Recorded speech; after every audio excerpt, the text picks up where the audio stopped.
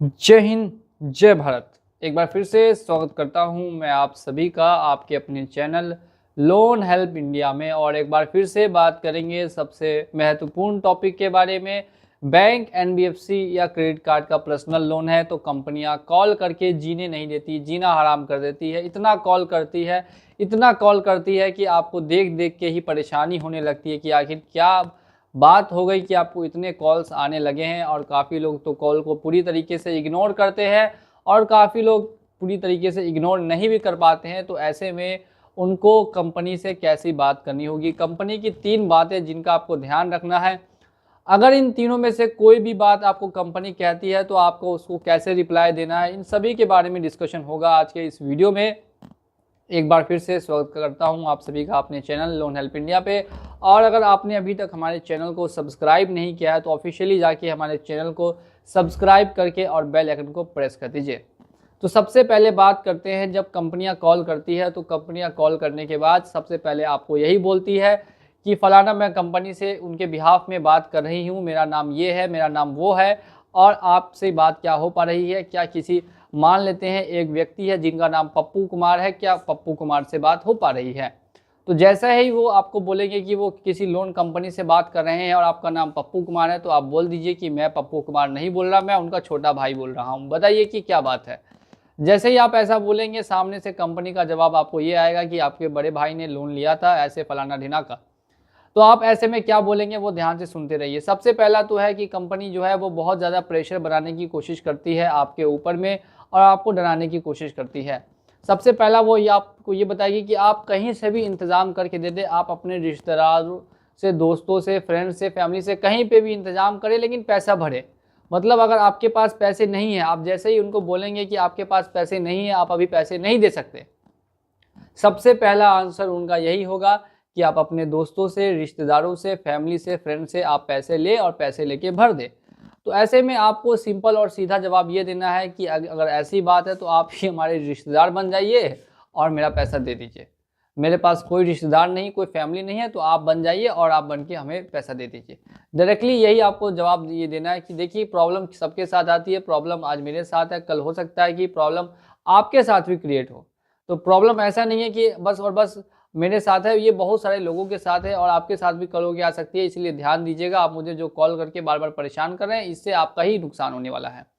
अब ऐसे में फिर कंपनी आपको बार बार फिर दोबारा से प्रेशर बनाएगी, ठीक है आज नहीं दे रहे हैं लेकिन आप डेट बता दीजिए कि किस डेट पे पैसा देंगे। तो बताइए कि पैसा देने की डेट नहीं होती है, कल होगा कि नहीं होगा वो किसी को नहीं पता। अगर आप इसकी गारंटी ले सकते हैं कि कल होगा, परसों होगा कि नहीं होगा, तो इसकी किसी को पता ही नहीं कि फ्यूचर में क्या होने वाला है और फ्यूचर में प्रेडिक्शन कर पाना नामुमकिन है। तो मैं कैसे आपको एक डेट दे दूं और बता दूं कि पैसा मैं आपको दे पाऊंगा, वो भी फ्यूचर में। जब आज का और कल का पता नहीं है तो परसों का और भी ज़्यादा पता नहीं होगा। तो मुझे थोड़ा सा समय दीजिए, मैं अपनी स्थिति में सुधार कर रहा हूँ और जल्द ही जैसे ही सुधार करूँगा वैसे ही पैसा देने की कोशिश भी करूँगा। दूसरा ये यहाँ पे आपको आंसर करना है। लेकिन जब आपको कहा जाएगा कि आपको लीगल एक्शन आपके ऊपर होगा, आपके साथ ये होगा, लीगल डिपार्टमेंट के लोग कनेक्ट करेंगे, लीगल एक्शन होगा, आपके घर पे आपकी बेइज्जती होगी, इधर उधर फलाना ढिनाका, ऐसा भी आपको बार बार कहा जाता है कि ये सब कुछ आपके साथ होगा। आपके कॉन्टैक्ट पे भी कॉल जाएंगे, आपकी बेइज्जती करवाएंगे, दिस डैट करवाएंगे। अगर ऐसा कुछ भी कहते हैं तो आप बोल दीजिएगा कि अगर ऐसा कुछ भी कहेंगे तो मैं फिर गायब हो जाऊँगा। मैं इस तरीके से गायब हो जाऊंगा कि फिर आप ज़िंदगी भर मुझे ढूंढ नहीं पाएंगे और ज़िंदगी भर आपका 1 रुपया भी नहीं मिलेगा। डायरेक्टली इनको यही आंसर करना है कि अगर आप ऐसा कोई भी हरकत करते हैं तो मैं पूरी तरीके से गायब हो जाऊंगा। अगर आपको लीगल एक्शन लेना है तो आइए मुझे उठा के जेल में ये डाल दीजिए, कोई दिक्कत नहीं है, मुझे डाल दीजिए जेल में।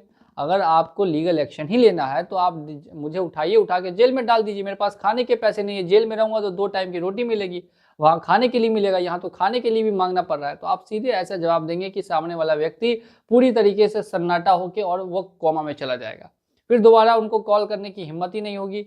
फिर तीसरी चीज़, अगर वो आपको बार बार कॉल करके बोले कि आप अपना एड्रेस कंफर्म करें कि आप कहाँ पे हैं, हमारे रिकवरी एजेंट्स आना चाहते हैं, या आप अपना एड्रेस नहीं दे रहे तो कम से कम आप हमसे मिलने ही आ जाइए, तो आप बोल दीजिए कि मैं इंडिया में नहीं हूँ, मैं अभी इंडिया से बाहर नेपाल आ चुका हूँ।